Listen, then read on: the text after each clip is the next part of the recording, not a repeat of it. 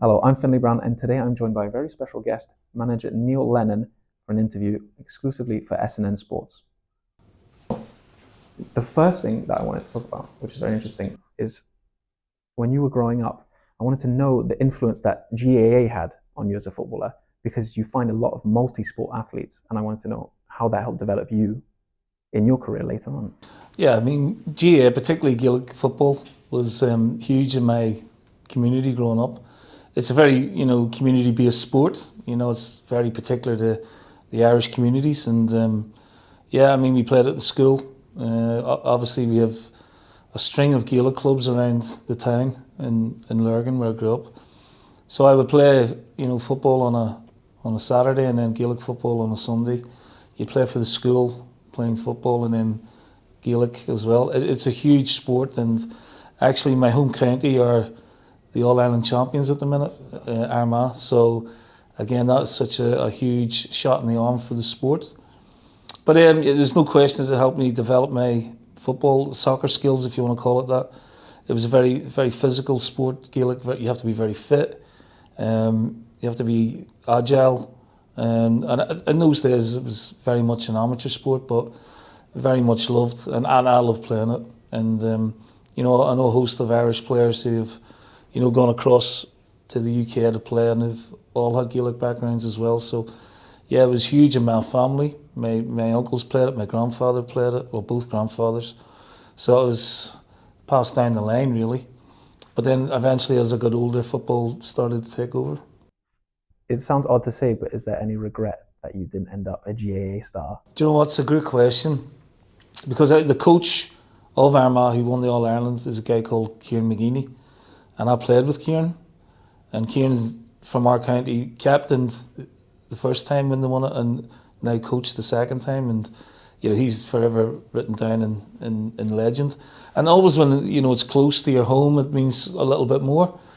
But I can't look back and say what if. I think I would have made it in Gaelic, but I loved football so much, and look at the career I had. I have no regrets about what I've done and what I've achieved. But I love going back watching it, and I'm hoping to get back to see Armagh again sometime this year. No, and that's that kind of path that you took and the talent you had. That takes you to Man City.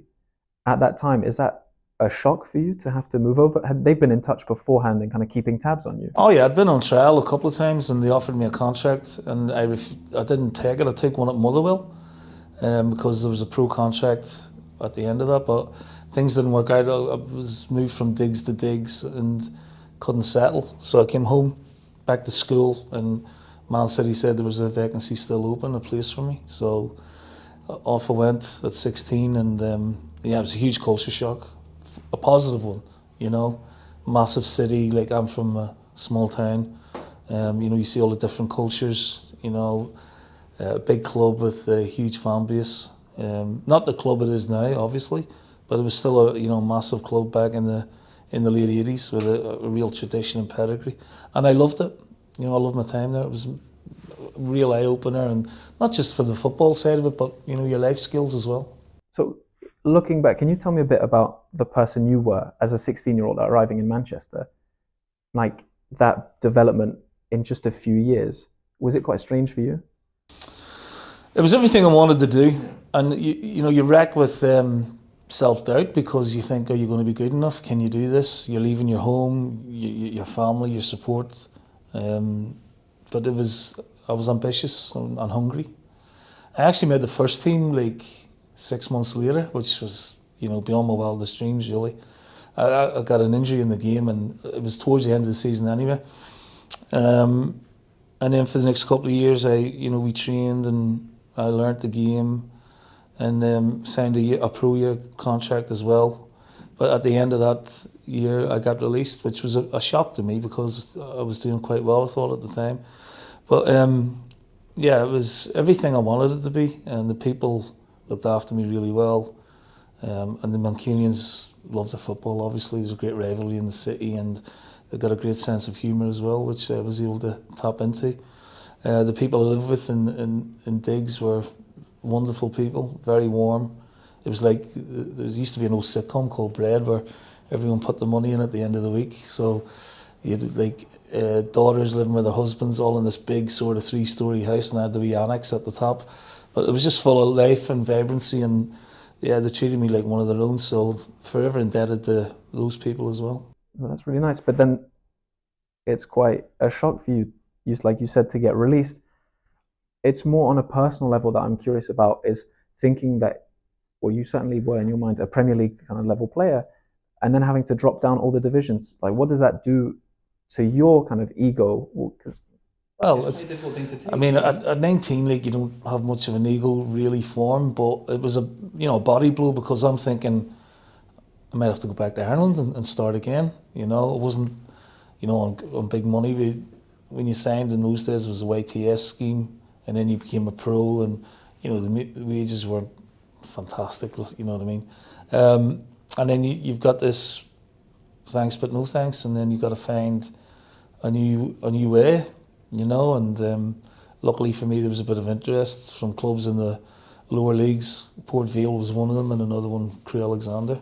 He had a really good reputation for, taking players, out of the bigger clubs who were freed, and developing them. And luckily for me, Crewe took me on, and I was really determined to make a go of it. I didn't want to give it up, because I liked my life, and I liked the football side of things. But yeah, there's a bit where you feel rejected, and there's a bit where you see your peers staying on and signing other contracts, and you think that's gone. But then there's another side of you going, right, okay, well, you have to accept the decision. You have to also try and prove them wrong. Well, a lot of people sometimes kind of give up at that point. Yeah. But you kind of go into Crewe and you help them kind of rise and rise. At that club, what's it like for you? Do you quickly become, it's odd to say, but like a leadership figure? Because you're still quite young. Yeah, I was young, but I always had sort of leadership materials, like, from school, like, I was playing in the school team, because I could moan a bit, like, you know what I mean? I always wanted to win, I always wanted the best. But when I went to Crewe, I was 19, and it took me, 4 or 5 weeks to adapt, and then I got into the team and had a really good season, got Player of the Year. But then I started having problems with my groins and my hamstrings towards the end of the season. And the physio went, I think you got a problem with your back. So I went to see the specialist, and he said, yeah, you're going to need surgery on your back. And I thought, okay, surgery, 5-6 weeks will be right. He goes, no, this is 18 months. And that is like, a year after having the body blow of being released, this is another, like 18 months at that age is a lifetime away, and you can imagine, well, 18 months in football is a long time. So I had to go to Belfast to have surgery. It was called a spinal fusion, and I thought, that's it, I'm finished. I had my 20th birthday in a hospital bed in Belfast. I had to end up wearing a big sort of plaster cast around my trunk to keep my back straight. Then a corset a few months later, and then there was just a slow rehabilitation where everything was done in the pool, because you couldn't run on the hard ground because of the impact it would have on the back, and you had to let the whole issue fuse. So yeah, I mean, that was mentally very, very tough. And you go into games and you can't play, and you see your teammates playing, and I'm going in every day basically just doing gym work for over a year. I came out like Arnold Schwarzenegger, like, you know what I mean? But eventually, the diagnosis was like maybe 13, 14 months, and then I went 16, 17, 18. And I'm so glad I took that time, because I got it right, and the people around me got it right. So yeah, coming back from that again was such a test. And the first time, one of the first times I'm playing Rochdale on a Friday night. It's raining, and there's a little guy in midfield, little stocky guy called Sean Reid, who was Peter Reid, the famous England Everton player. Yeah. Peter's brother. He had legs like tree trunks, and he put me up in the air, and I landed on my back. And you lay there for a second, and you think, you all right? Yeah, I'm all right. So you get up, and that's it. Psychologically, you're through it. That reminds me, have you ever seen this film with Miles Teller, Bleed for This, about the boxing champion? It's a true story, in a car crash. He's in a neck brace, bench pressing in a neck brace to try and come back. Yeah. But like, what's interesting about that film and your story is how you mentally, because physically you can't do anything, but mentally, it's so easy to fall away and just give up. What are you doing to kind of keep yourself sane for 18 months? Well, I was young, you know, and you have that fearlessness about you, and you have that inner drive, and obviously you have support. You know, your family's very, very important. But I was obviously still in Manchester at the time. I did part of my rehab in Ireland. You know, spent time with the family and that for about 3 months, and then once I was out of the big cast, then I was over to Manchester. But yeah, it was very, very. Of course, you have all these sort of thoughts going through your head about, you know, this could be it, like, you know. But you never believe that, like, and you know, thanks to my family, I've got a really sort of positive disposition anyway. So I just challenged myself, and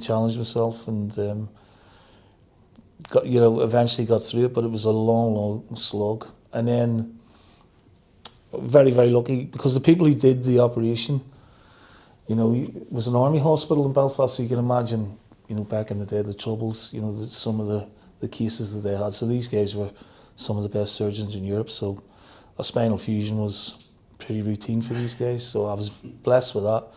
And then I was blessed with the support, and not only of the family, but the club.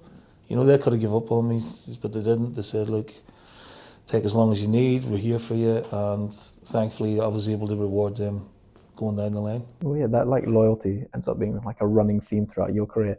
But you do get a move to Leicester, and it's interesting to me because you strike me as someone who's very ambitious. When you make that move to Leicester, is there a thought of, okay, I've made it, I'm back, or are you always kind of chasing the next thing?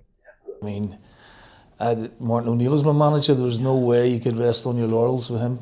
I mean, that moment he came into my house, it was your sliding door moment in your life, you know. I was on the verge of going to Coventry City in the Premier League. I met Ron Atkinson, and he had made me an offer. And I'd been to see Coventry play, funny enough, Man City that night, and I was due to go for a medical the next day, and then Martin O'Neill came in and hijacked it, and he sold me his ambitions on Leicester, even though they were in the Championship, and he made you feel like really special. And you know, talks went on into the night, like, you know, and then in the end I went, hey, this guy's blown my mind, you know. I'm going to go with him, even though I always want to play in the Premier League, but this guy believes we can do it. Now, that's a massive variable on that, you know what I mean? It's a massive chance, but I took a chance with him, and you don't know what way it's going to pan out, but you get a good feeling off somebody. And yeah, I mean, he was just magnificent the way he sold the club to me and sold his idea of the game. And then, because, and we'll go back to this, you joined Martin O'Neill at Celtic, but I wanted to know what makes him such a special manager to you. Like, why? First of all, he's very intelligent. He's very enigmatic, and he knows the game inside out. Obviously, he had a great playing career himself, and then he was starting to make his way in the managerial. You know, he'd been at Wickham, done really well. Norwich, short-lived, but then Leicester saw something in him, and just the strength of character was so strong. You know, real belief in what he was doing. Tactically, very, very smart, and you know, man management was through the roof. He could make you feel 10 feet tall and 2 inches in 5 minutes. You know, he just had that magnetism, and players gravitated to him, wanted to play for him. I was very lucky because I got him for 10 years at Leicester and Celtic, and he was probably in his pomp then. You know, he's just unbelievable, and the success that he had. You know, it's interesting seeing all the, you know, the talk of Newcastle winning the League Cup, which is fabulous, like absolutely brilliant, and Eddie Howe getting the freedom in Newcastle. And I think it's wonderful.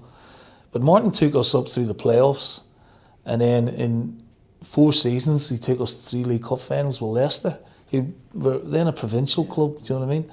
And he won 2 of them. I mean, if you do that now, I mean, he'd be off to Bayern Munich or somewhere like that, you know. So you can imagine, they were the glory days. Like, you know, we went to Wembley 4 times in 4.5 years. Playoff final, which was one of the best days of my life. And sorry, I'll need to build up to that. So when I signed for Leicester, we were sort of like 9th, right?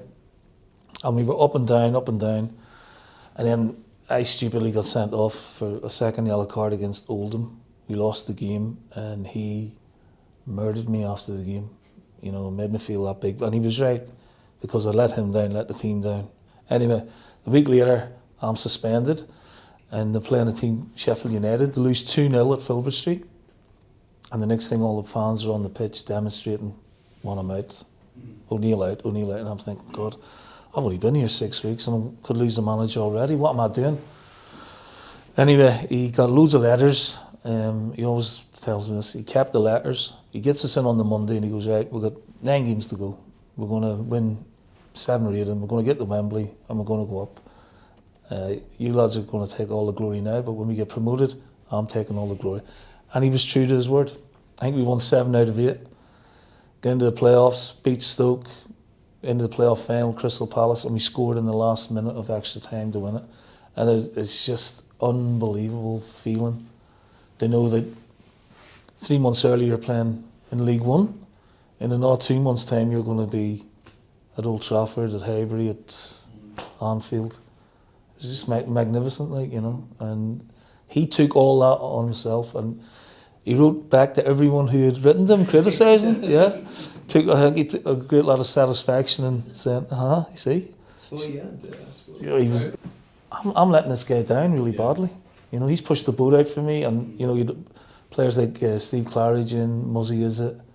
Who else did he bring in? Julian Watts. You know, he brought us from like the League One Championship clubs and built a team around us. You know, and I'm there not helping him that day, and I'm seeing how he's on the brink here. And thankfully the board saw sense and persisted with him, and then the next thing, everything just. I mean, that might have been Martin's sliding door moment in management, I don't know. Because he had unparalleled success after that. I wanted to kind of backtrack to something which was Wembley. I'm never going to play at Wembley, but how can you put into words what that feeling is like to win something? Because you did it more than once. It's, well, I'm showing my age now because it used to be the Twin Towers.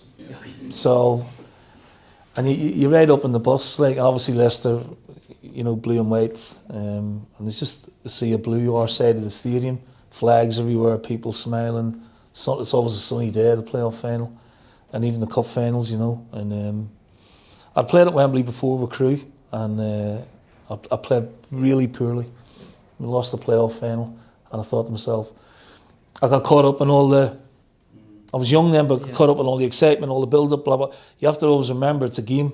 Yeah. You got to play the game. Like any other. Yeah. Well, yeah, but you want to play it as best, but you have to be focused and not like get carried away with, you know, all the pomp and ceremony that comes with it. And I said to myself after the Crewe game, I said, if I ever get the opportunity to play here again, I'll never let the moment go. And that was really on my mind. And you come out of the dressing rooms and so like slightly tilted as you walk up the ramp, and then it levels out and you're actually looking down onto the pitch and the whole stadium, and it's just magnificent, like what you dream of. Shut that out though. So I'm a wee boy from Ireland watching it. It used to be back in the day, there would be the FA Cup final was the big day. So you'd be sitting in the house watching Man United, Liverpool or Everton or whatever, and think, God, I want to be there, that'd be amazing. And there you are walking out on it, and it's just, what's a feeling? But then you have to steel yourself and go, no, right? No. Play the game, because this is great, but it doesn't really matter. It's what's in front of you here. But players are different in the way they deal with that. Do you also have to shake some of the teammates who aren't as good as you are with pressure? Because we've heard stories of people kind of vomiting, having to go to the bathroom. Like, you know, all this pressure before Wembley, it can kind of swallow some players up. How do you rally everyone around for those games? Well, I think Martin was really good at that because he passed on his experience. I always remember him saying to me about Wembley, he goes, Lenny, you might in the first 15 minutes think that you're out of breath, but you'll get your second wind. So it's funny, like, so you go out there, Wembley has that effect on making your legs a little bit heavy. Yeah, sometimes, you know, back in the day, people used to go down with cramp a lot. The pitch is the same size, it's just the logistics of it look so much bigger. And then, of course, there's the background of whatever game you're playing. Yeah. And fair enough, you know, straight away, like I'm in the game, 7 minutes into it, I'm going, I'm breathing here, like, you know. And then 15 minutes later, I'm like, away. So he said it was all right. So he's passing on that knowledge. I think he was good that way. Yeah. And as for the pressure, he said, it's a great day. You've earned the right to be here. Just go and express yourselves, and things will take care of itself. He was very succinct and simple in his approach. Man, it worked. Oh, totally. Absolutely. I mean, he played on the Brian Clough for 10, 12 years. Yeah. But he was a genius. Yeah. And I look at the modern game now, and sometimes when we get a little bit disillusionment, I always look back on, I always read books on Brian Clough or see videos of him, and it brings me back to, that's the way football really is, like, you know what I mean? Is that a team, Brian Clough's Nottingham Forest, is that a team, if you could have picked any to play in, would you say that ranks up there? I think I would have. I think he would have liked me. I'm sure. I think it was his kind of player. But growing up, I grew up like Dalglish, when he was at Celtic, obviously, and then when he went to Liverpool, because back in the day you didn't have Sky TV or anything like that, but you had BBC, Match of the Day, and Liverpool were the top boys then, like, and you had Hansons and your Dalglishes, Souness's, and all these great Scottish players. So they were great sort of inspirations for me. And then, the World Cup would come around and you'd be all excited, watching all the great sort of Brazilians and Argentinians, and they were inspirational. And as soon as the game was over, you're out on the street wanting to be them, like, And it's true, it's different now where everything's very health and safety and sanitised, and kids are, which is great. But I don't know, street football's helped me a lot. But that's changing the kind of player that's being developed. I mean, you'll know because you'll have seen the difference in youth development and the kind of players that come through. But do you think something is lost? Yeah. Look, I have a big bee in my bonnet about it sometimes. I think the natural instincts of kids are coached out in far too early. I didn't get coached until I was 14, 15. Yeah. And I see kids getting coached at 7, 8. One-to-one sessions. Yeah, it's ridiculous. Absolutely ridiculous. So So I don't agree with that at all. no. Do you have to change your approach now in the modern game? Like obviously the way that maybe you managed when you were at Celtic and Probably. You have to evolve a little bit, but not too much. Because the game doesn't change, I don't think. People talk about possession football, counter transitions or counter-attacks. When I was 16 years of age in 1987, I was being taught possession football. Fullbacks going forward. It's just the way of maybe wording it differently, or maybe little tweaks and systems and formations that are different. Yeah. But to a fan, it's like, oh, this is brilliant. I've never seen this before, but actually, it's history repeating itself. And better quality pitches now as well. yeah, no question. Like, I'm not talking about even the 70s and 80s. I'm talking about my era, the late 90s, 2000s. I felt the game was, maybe because I was playing, I don't know. I just felt the game was a lot more exciting then, a lot more competitive. I think it's very sanitised now. And I don't like it. There's a few teams I like watching, but I haven't watched any game, but nowadays, like, I'll watch a game for 15 minutes and I tend to switch off, like, because it's same old. Which team would you kind of, if you were out, who would you, like, is there a team that you would go, I've got to go, this team is on, I would like to watch? I love watching Liverpool this year. This current Liverpool. I've loved watching Spurs under Ange. Yeah. I know, I love watching Inter Milan, believe it or not. No, I'm not surprised. I'm always a big fan of 3-5-2, and I came up against it at event when I managed against Conte. It had gone out of vogue for a while, but he brought it back, and they were brilliant at it, and just the way they did it was just class. And now Inzaghi's doing it really well at Inter. I really enjoy it. They play with 2 strikers, which is great as well. So there's no, 4-3-3's been the way for so long. The single striker's been the way for so long. I tended not to play with 1 striker because I always like to have 2 in the team if I could. Why is that? Score more goals. Right. To the best players. Yeah, that's a good point. I get now, the way the game's gone, that wingers are more involved, and if you see the likes of Haaland, they get starved of the ball because they're very well protected, but maybe if you put another one in there it might change things. It's always something to think about. The greatest club side I've ever seen is the 2011 Barcelona team, the Guardiola team.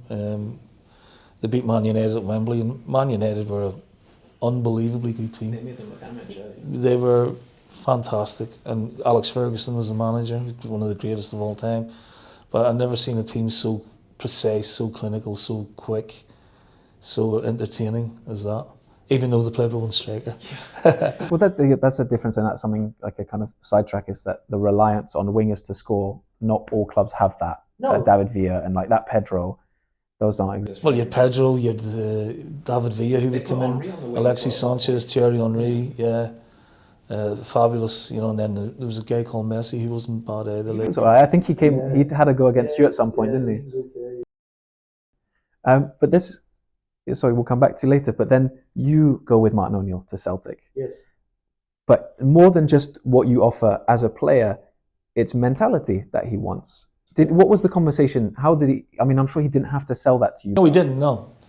Yeah, he told me like there was interest for him for Celtic, and would I be interested in going? I said, of course. So, you know, it was a dream to play for Celtic, but to have him as my manager, Yeah. you know, compounded that feeling. Because I know him inside out, he knows me inside out. And we'd had a lot of success at Leicester, well, huge success at Leicester. Obviously, when you see Leicester now, they've won the Premier League since then, they've won the Cup. But back, you know, they hadn't won a trophy since the 60s, and Martin had brought 2. Yeah, so there was, you know, didn't have a lot to think about, although there was interest from other clubs in the Premier League. But I wanted my association to continue with him. I didn't want to work with anybody else because, 1, I was happy, 2, I was playing really good football, and 3, there was a understanding between us as well. Did you have a friendship off the pitch? No. Or is that's completely, they kept the two separate, really? Buffer. Really? That's something I learned from him as well. In management, you cannot be friends with the players because one day I'll have to drop you. And you might go to me, Neil, we went for a drink the other night. Sorry, can't do it. You know, you can't get too close to the players.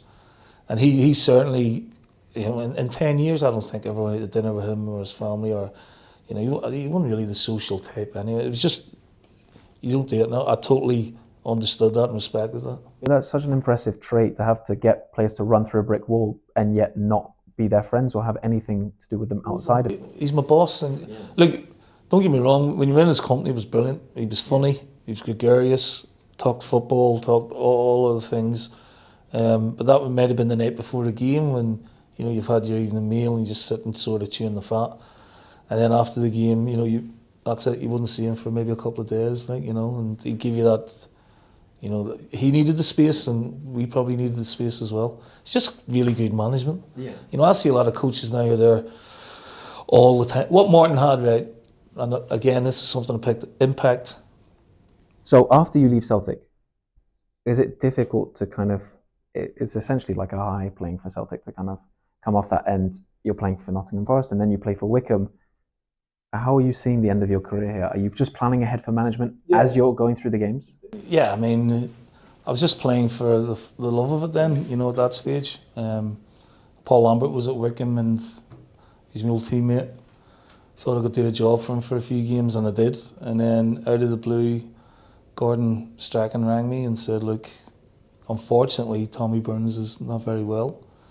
I need someone in, would you come up and, you know, help out? I said, of course, you know. So that was I had my house here, you know, coming back it was a very, very easy decision. And obviously I'd worked with Gordon for 2 or 3 years and I really enjoyed working with him. Knew him very well, great man, very good, brilliant coach. Did great things at Celtic, sort of gets a little bit under the radar, but, you know, he won 3 titles and got to the last 16 twice, never been done before. So yeah, it was great, and that was the first step into coaching. What were you doing when you arrived? What kind of jobs were they giving you? Just, you know, Gordon, we would talk about training in the morning, and I would, you know, take maybe a passing drill or maybe take the forwards. And all the players knew me anyway because it wasn't long since I'd been playing with them, you know, and they felt a sort of sense of comfort there with me being there as well. And, you know, we had a great end of the season. You know, I think we won every league game and won the league on the last day of the season to go 3 in a row. So, yeah, that was the start of it, really. We would talk football all the time about the team, about the opposition, about tactics, you know. So you learn a lot, and you learn about other people's views on the game as well. Sometimes you agree with it and sometimes you don't.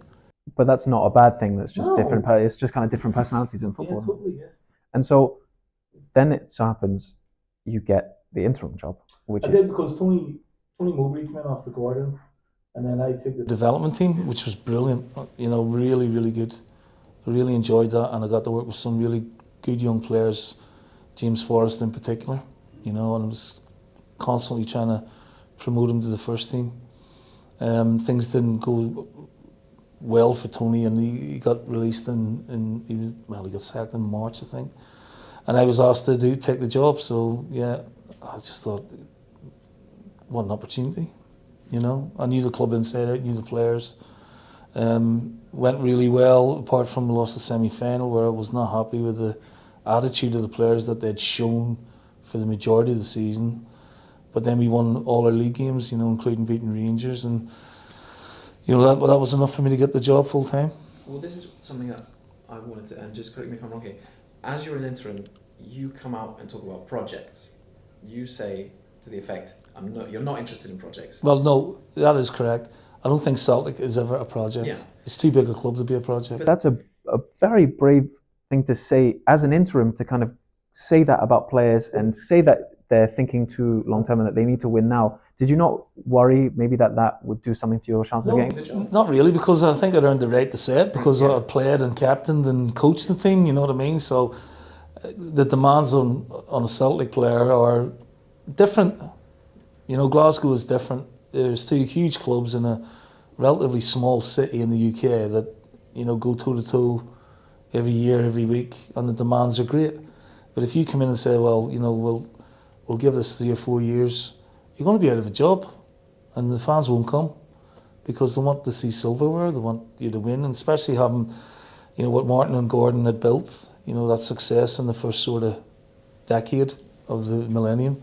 You know, fans want to see a follow on from that. And what was it about the players that you had in mind? What were they doing that made you say that? What were they showing? No, I think it was the sort of ethos of other people that, you know, this is a big project, and I'm like, it's not a big project. Was that people at the club saying that? Yes. Really? Yeah. So we had to change that mindset. Like, and I was interim, so you can say what you like, really. Like, you know what I mean? You don't know if you're going to get the job or not, so you've got a free hit at it. And I just felt that it was the wrong sort of mindset to go down. But it's exactly what... You can do it at other clubs. Yeah, of course. When you Celtic and Rangers, guaranteed first or second. Yeah. At other clubs where you're maybe wanting to build something for the next 3 or 4 years, that's fine. You know, you couldn't call Man United a project under Alex Ferguson, or, you know, the demands on these clubs are. It's like saying, oh yeah, Carlo Ancelotti at Real Madrid going, yeah, look, we've got a 3-year project in mind. It's just not going to happen, and that's the equivalent of what it was like for Celtic at that time. And that's exactly what fans wanted to hear. But I think maybe back in the 90s, when the club had no money, you could sort of maybe build a team or look and maybe sell that.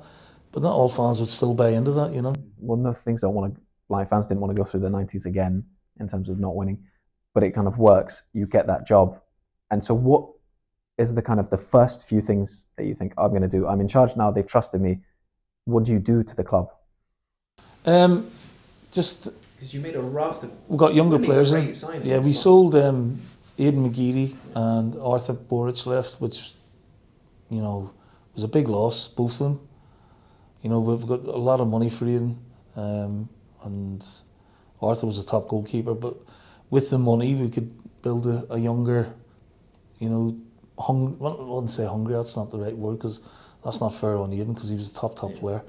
Just a younger team, more dynamic, and then use them as assets going forward. So scouting became really important, and I don't take all the credit for that, but I had a hand in a lot of the signings, like a Foster and Hooper. We brought in Joe Ledley. Charlie Mulgrew was my first, he was a free. And we didn't spend millions, you know, we just looked at the talent that they had and decided that was the way to go. And allied to the players, that, you know, some really talented Samaras and Keeson Young, who were already there. And we had a brilliant season, apart from, you know, we lost the league on the last day, and we had it in our hands, and that was really a sore one to take. Won the cup, which was a lovely feeling to win a trophy, but, you know, when you're a winner, like, you know, the league's a priority, and that really hurt. And then we thought, well, you know, next season's going to be on. And so those signings, right, you scout them, you can see that Gary Hooper, for example, scores 20 goals a season, or he could score 30 goals a season. But how do you dig into those players and find out if they have the right mentality for a club like Celtic? Because nothing really can Prepare for you. No, that is true. You got to work with them then, you know, and you got to make them feel at home. You got to sell the club to them, you know, because there was a lot of interest in Gary. Tell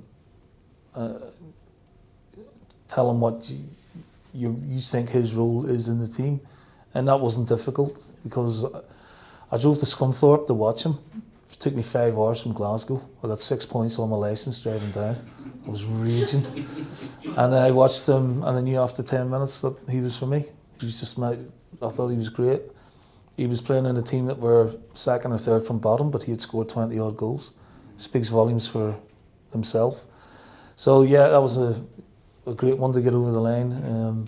Fraser Foster was one that I knew from Paul Lambert. He had him at Norwich, was on loan, and liked his size, liked his agility, and he was again young, hungry player. So we brought in young, hungry players. So, and then you know you got a good staff around you who can integrate and help integrate the players into the club.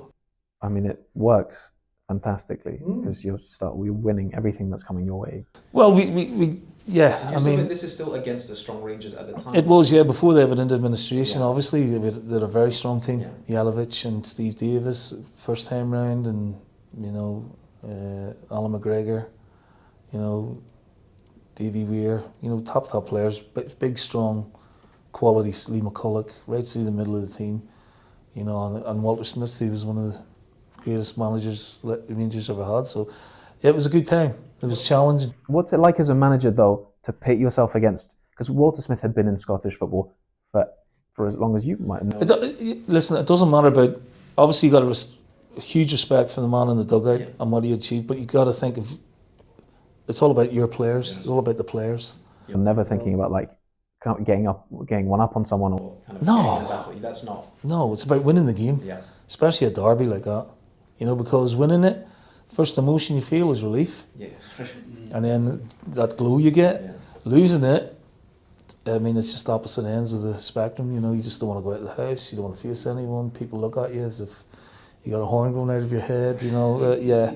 So it's a sore one for, you know, until the next one. Is that really true? Like going out and the days after losing a derby, are they really that like glum? Well, you don't go out, right? Really? You just go to work. You just go to work, and then wait till the dust settles, and then concentrate on the next game and get that out of your system as quickly as possible. But it still sort of malingers in the back of your mind till the next one. And so something I wanted to ask is, do you think that Celtic need a strong Rangers or vice versa? Do you think is that? A lot of fans will say no. Really? I always think it's good to have, you know, real competition. Yeah. And in my day, you know, we lost 2 leagues as a player on the last day of the season. You know, and we won the other 3 under Martin by a landslide. But the beauty of that was, you know, if Rangers kicked off at 12:30 and won, we knew we had to win at 3:00, and it was just your own edge all the time. Currently, you know, Celtic are so far ahead, they're probably lacking that edge in the league because they are so far ahead. But there's still, you know, fans will tell you, like, we're going to win the league, we don't care. Just maybe sometimes for the players and the coaches, it's good to have that tightness between them. Well, if you were in charge at Celtic at the moment, so Rangers have won last 2 Old Firms, but Celtic are going to win, it looks like, the league at a canter. Fans will say, like you said, we don't care, we're going to win the league. Is that true? Because it feels like games are about bragging rights. I have this theory, right? Right. I think some fans, right, would gladly lose the league if they beat their biggest rivals 4 times that year. Really? Yeah, it's just because they're so obsessed with each other. That's why I asked, because I don't believe it. Oh, no, listen, the title's always the title, and then it's the gateway to the Champions League and development as a player, development as a manager, development as a club, and being on the big stage. So the league's always the most important one. How much pressure do you get from the top as well, Neil, when you're in that position? None. When you're struggling, you might be struggling to, or not struggling, it's getting close, And the Champions League's the goal for the club as a whole? Zero. No. Zero. Again, the Celtic board, the people that I work with were some of the best you could imagine working with. They understood the pressures, they supported you as best they could, never questioned. They'd ask the odd question or a chat and that, but never interfered with what you were doing. And hence the success, hence the recruitment of good managers and the success that they have, because they put the things in place for the managers. And you always have your bad moments or your bad days, but they were never critical of me in my time anyway. Just supportive. And conscious of time in those time as well. Oh yeah. Okay, speaking. Sorry, I don't often get this chance. If I see you in the West End, I'm not going to come up to you and just. I have to see a few. I'll just digress. That fire, yeah, because it's quite difficult to be the only horse in the race. I found it difficult, yeah. And then in fact, I left in 2014 because we were in the league, by a long way. And then under Ronnie Daly, when Ronnie came in after me, they'd actually closed part of the stadium, the top tier, because there was no fans and the interest. So for all the bravado at times when we're going, we don't need Rangers, probably do. Yeah. You need that edge, or you need that competitive. And if you look at the place now, it's absolutely stowed out. You could sell it weeks on end, and it's brilliant to see that. But to have a strong competitive Rangers, maybe not so strong. A derby, because everyone's looking at you, zooming in on you. But no, you try to keep a normality in your life as well. You have to, because it's not to be on and end. That's what I've learned. There's more to be. Ancelotti calls it the most important things of the time and event. But what I didn't know was what was going on behind the scenes. So, I looked at the squad. They'd just been relegated. They were bottom of the league. I thought, good club, decent squad. Keep them up and then build for the following season. Kept them up, finished 18th, and then didn't realise that the owner had stopped putting the money in, and there were things just happening beyond my control. We had to sell all our players. We brought in Zach Clough, Rob Holding, he went to Arsenal. So we made 5 million on them from the academy.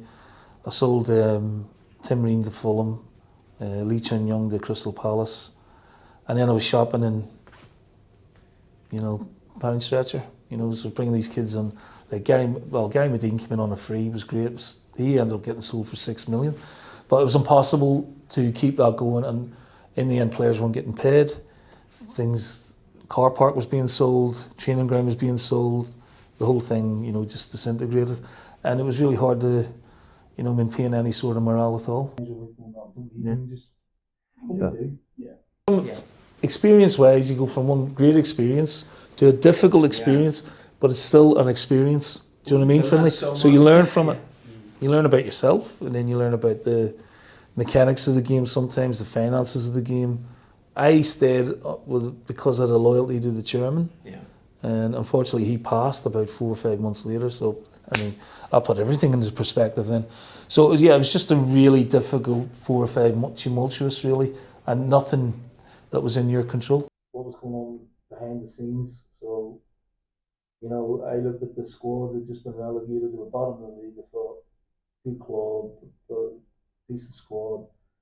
Keep them up and then build for. Yeah, they couldn't get out of the championship, and they should have done. Yeah. And I hadn't heard of the team who won the cup under Alan Stubbs, so you can imagine the feel-good factor that was around. I always remember going in the first day of training, watching them train, going, it's a good team.